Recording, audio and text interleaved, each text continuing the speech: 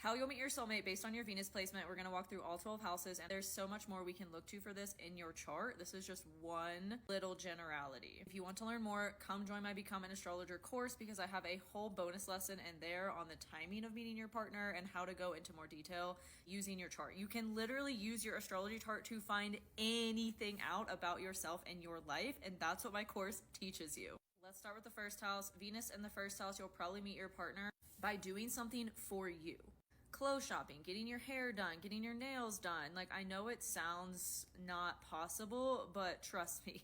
And a little secret that I teach you in my course is what is the ruling planet of where your Venus sign is. For this person, it would be Mars. So we could also look to where their Mars is for more information about where or how they'll meet their partner.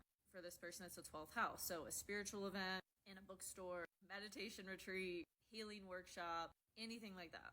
Second house could meet them like at a bank, at an open house, real estate showing, at a restaurant. If y'all didn't know, the second house rules food, so grocery store also could count into this, which now gets us into third house territory.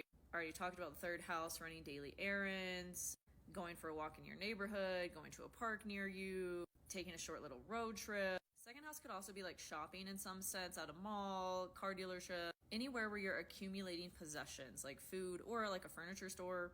Fourth house, y'all had some funny comments about this. This could be like meeting them through family, or again, we can use the what house is the ruling planet of this house in method. This could also be like on a dating app as well, because you're usually at your house when you're on a dating app. Could also be somewhere you consider your second home, like the grocery store, or if you have like a coffee shop or a bookstore you like to go to on the regular.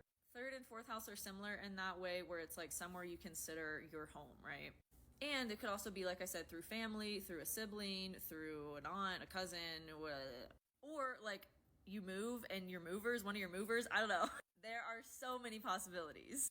Fifth house, gonna meet them through something you love to do, something that is a passion and a joy. Like, could be going to the gym, could be going hiking, could be going on a run, or like going to a dance class or a cooking class, like something that you really love to do that's a passion. That's how you'll meet this person.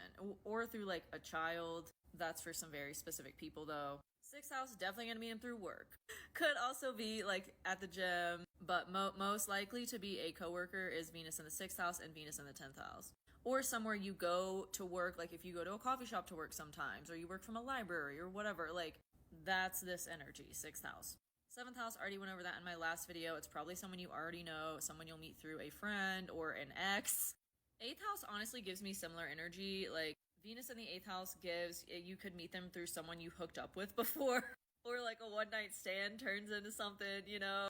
Could also be like at a wedding or at a funeral, in a hospital if your sibling gives birth or something like that. I don't know.